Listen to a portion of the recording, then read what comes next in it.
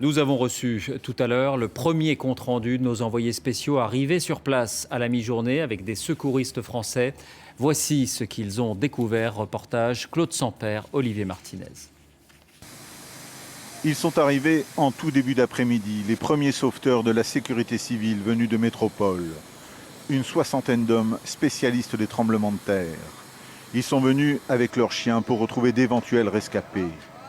Ces chiens sont déjà intervenus sur d'autres séismes et ils ont déjà sauvé des vies.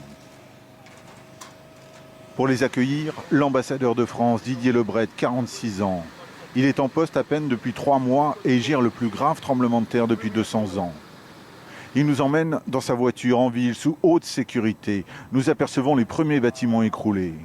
Hier soir, quand on est passé, il y avait vraiment des dizaines, voire des centaines de cadavres le long de la route, sur le terre-plein central et sur les trottoirs.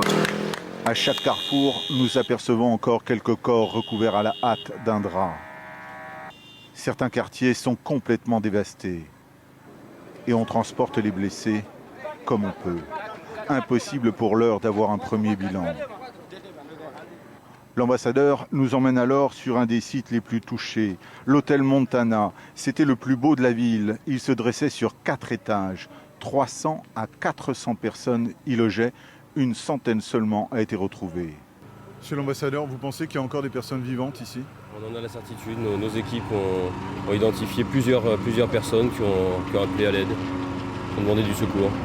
3 personnes vivantes auraient été localisées sous les décombres de cet hôtel. Les secouristes français qui sont arrivés avec nous vont travailler ici dès que possible et tout faire pour les sauver.